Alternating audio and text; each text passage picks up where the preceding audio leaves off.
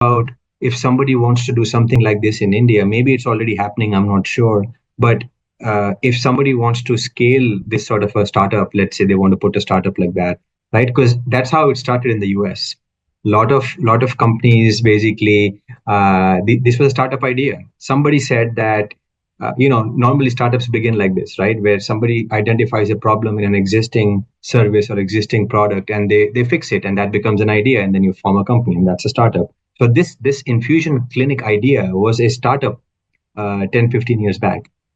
Many people, first got venture funding, then they got private equity funding, and now major private equities have invested in the infusion clinic industry.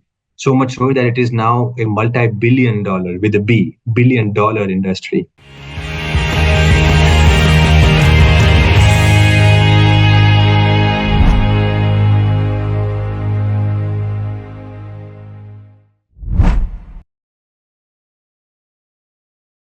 Thank you, sir, for being with us in the second part as well. So, yep. My pleasure. Yeah. So, like continuing our past conversation, right? So, I think infusion industry or space, right? Many people are still not aware, right? So, Yeah. I just want to know, like, what are the some of the key trends that you are seeing, because as you are heading this department, right? And Yeah. how are they specifically shaping or challenging the whole healthcare system, right? Because it's now a integral part of the system, right? Yeah, absolutely. Great question. So, Lokesh, if you really think about these kind of therapies, or when these drugs are supposed to be given to any cancer patient, or even a patient who has rheumatoid arthritis or any autoimmune disorder, right? Let's take an example of arthritis, right? When an arthritis patient is diagnosed with arthritis, and if a doctor prescribes this drug, they are supposed to get this infusion drug uh, for pretty much the rest of their life, right? And this drug is, on average, given to these patients uh, every 3 months or so, right? Sometimes maybe every 4 months, but let's say every 3 or 4 months. So the patient is, let's talk about the patient experience, right? So the patient in the old times, 10 years back in the US, and the same thing is right now happens in India. So in arthritis patients, when they want to get their drug, every 3 or 4 months, they need to go to a hospital, right? In the hospital, you have to first spend 25, 30 minutes at the registration, right? Then you get a room, or a place where they will give the drug to you.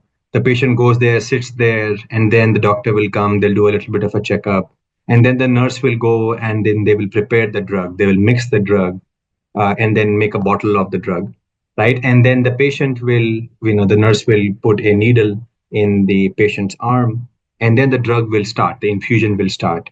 And the infusion takes somewhere between 1.5 hours to 2 hours, right? And then after the infusion is done, the patient is supposed to sit there for another 30, 40 minutes, maybe 1 hour, so that there is no any drug interaction or any adverse reaction, right?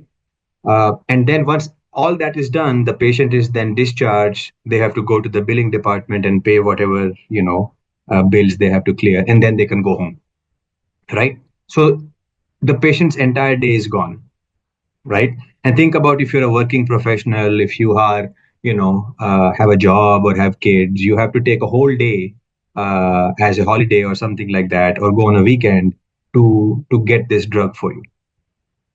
What we thought is, how can we improve the patient experience, right? By minimizing the time the patient has to spend to get their drug. How do we also increase our throughput, or how many more patients can we infuse at the same time? Because typically, again, when you go to a hospital, you'll have one nurse taking care of one patient for the whole day, right? Maybe 3 or 4 patients together. So back in the US, we had this idea within the infusion industry that if you open a infusion, clinic, this entire clinic is dedicated to giving infusions to patients, right? It is not a hospital. They don't do anything else. So patients can go to this dedicated clinic to just get their infusion drug, right? So they go in, and these infusion clinics are located all across the city. So they don't have to go to a one specific hospital and drive for 2 hours away from their house. They can find these infusion clinics close to their house. Okay, they can book their appointment through an app, right? A day before, or even the same day sometimes. They can finish all of their registration right from the app. Then they can go to the infusion clinic, right? Their nurse is ready because the nurse knows exactly when you're going to come. The nurse knows exactly which drug you're going to come and get. So they will mix the drug and keep everything ready. And the patient will come in. They will sit in a nice spa like, infusion clinic with a nice recliner chair. We give them an iPad. They can watch Netflix or whatever movie they want. And they get their infusion drug, right? In a nice, comfortable setting. And when the infusion is done, we send them home, right? So where previously the patient would spend the whole day, right, going to a hospital and getting their infusion treatment done, now it happens in 2 hours. And what also we have done is in these infusion clinics, normally we will have 10, 15, 20 infusion happening at the same time, right? So you can also then create a very profitable business out of it because you have one nurse taking care of 15 patients at the same time because they're all getting their infusion drugs. So that is the concept of a infusion clinic where patients can come in, get their drugs in a nice, comfortable environment and go home very quickly, save on time, and also feel good about their treatment. So that's what intrafusion is, and that's what infusion industry is. I think, yeah, totally agree with your point that experience also matters for the patient, right?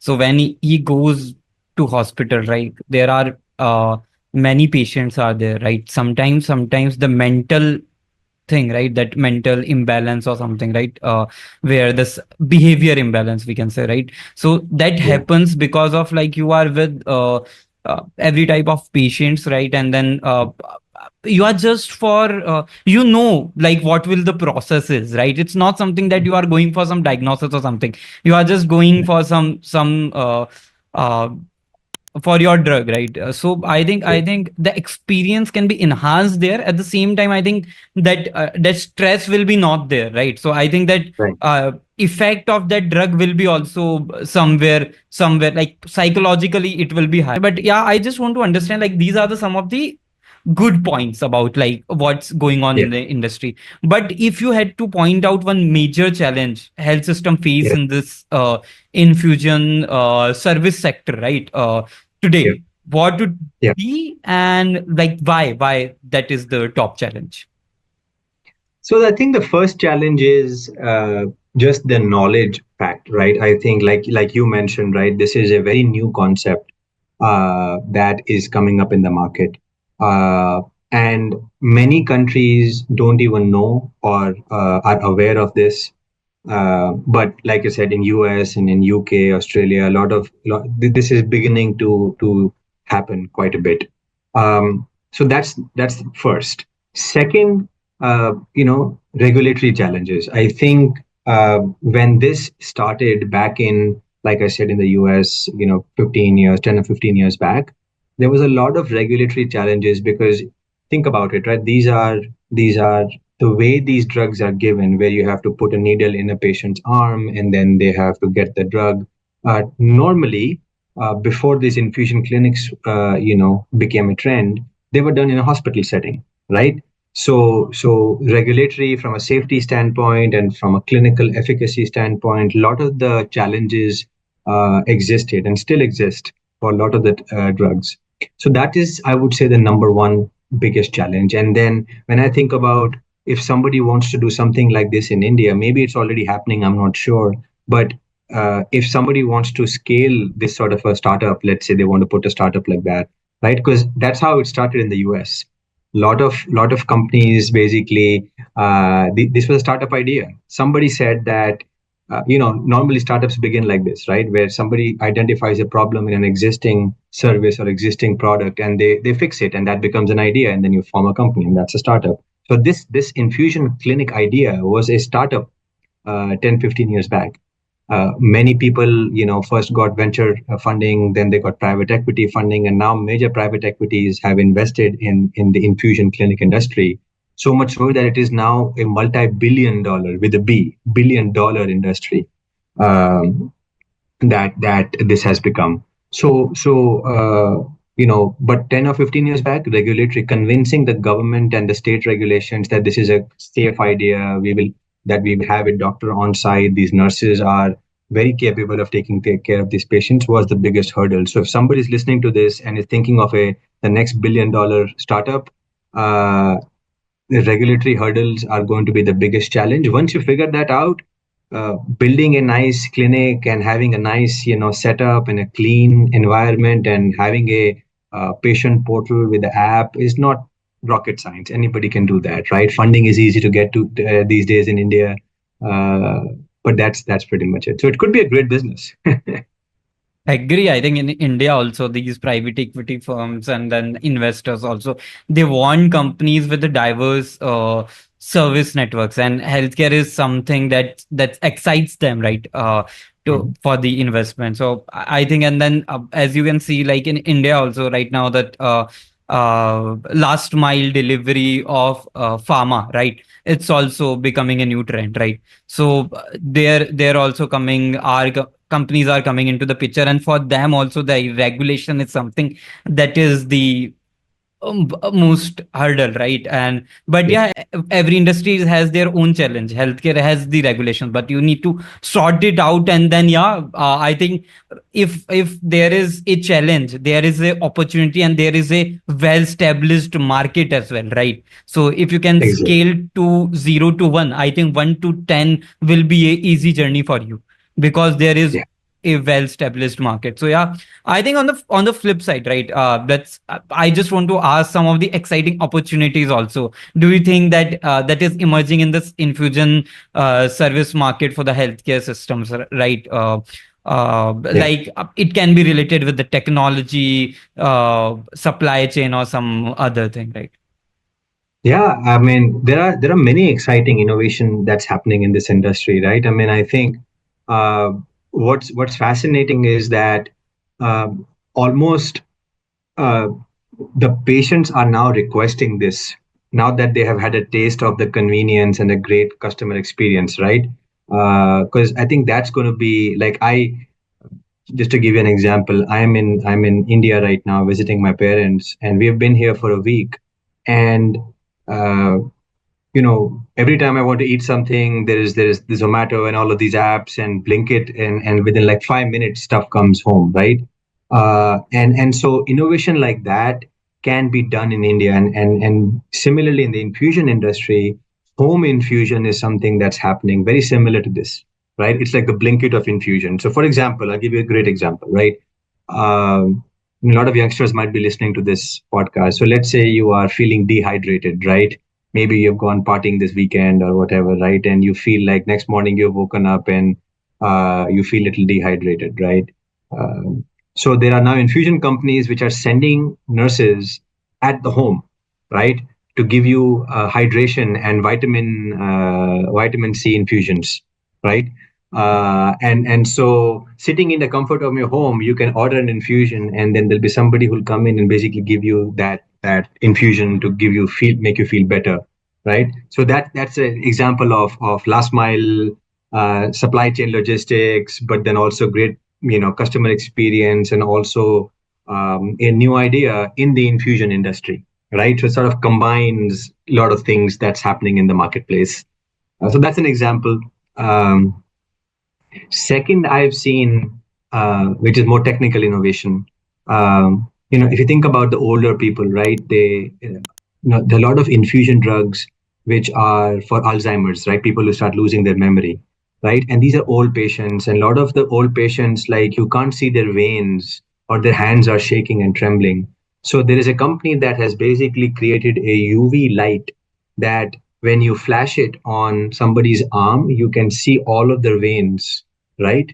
And you can then easily see, like, right now you don't see any veins in my arm, but you put that light and all every vein in my arm just will light up like a bulb, and so you can put the needle very easily. So these are the kind of things that are happening in terms of innovation, like you asked, right? So that's where the industry is going. Like I said, it's $1 billion industry. Everybody wants to make money, so a lot of innovation is happening like that. Right. When you were giving that answer of like what was the infusion, I was like keenly interested in like is this market is huge because like many as you mentioned, right, that many big companies also want to enter in this market, right? So I think the industry, the opportunity is huge, and that I think demand is huge, and for now, like as per our conversation, the supply side is very small as of now, right? So I think huge opportunities for the entrepreneurs or someone like who want to see healthcare as opportunity. I think this can be a fancy space for them, right? I mean, think about it, right? I mean, in the US, this is a $150 billion industry. In India, you have 150 billion people already. Like, so think about that. Like, I mean, I can't even imagine what this industry, what the total addressable market of this would be in India, especially because you have so many people with chronic conditions and all of those things, right? Everywhere, right? So it would be fascinating to just see. It probably is in like 500, plus. I would say. So let's come to the exciting part of this 21-minute Pharma Edge podcast, that is rapid fire questions. I will ask you some of the questions and you need to give answer in one phrase or one sentence. Okay. So Let's do it. so if you had to explain infusion therapy to a 5-year old in one sentence, Yeah, how would yeah. you do it? Uh, Instead of taking medicine that you take when you are sick by your mouth, this is something that you get in your body through a very through a needle. Good answer. So if you could swap your role with anyone in the healthcare world for a day, Mm. who would it be and why? Uh, I would love to be the CEO of a big pharma company like Merck, who is very focused on oncology and the innovation that they're doing. So that would be my dream job for a day. Great, great. If you could prescribe one thing to every healthcare executive, right? You handle ops team as well and then clinical team as well, right? So what would it be? The patients, innovation, or a vacation? Oh, it's difficult to choose between three. Innovation, Okay. because innovation is the only thing that will keep our patients safe, and uh, they need the pharma industry or the healthcare industry to focus on innovation, because without innovation, new drugs, new technologies will not come, and patients need this. So I would say innovation. You can take vacation while innovating also. Right. So thank you so much, sir, for this discussion. I think I really enjoyed the discussion. I just want to know any parting thoughts for two audiences. Okay, the first one, like who wants to enter in this infusion industry, and second, Mhm. who is a early professional, like who would be a B Farm student or MBA student or someone like who just entered into this healthcare industry, right? So any parting thoughts, right?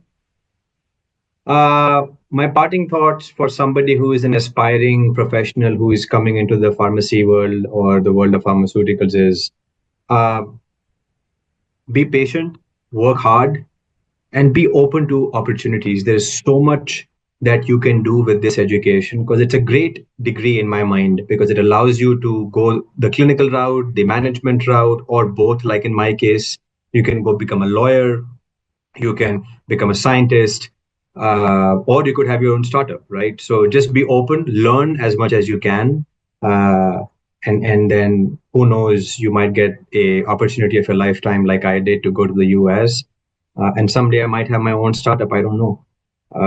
And somebody who wants to think about the infusion industry, it is a very rewarding industry where you see patients come in every day. They come in with pain, and they come in with a lot of problems, and within 1 hour they get their drug and they feel so much better. It's very rewarding as a job.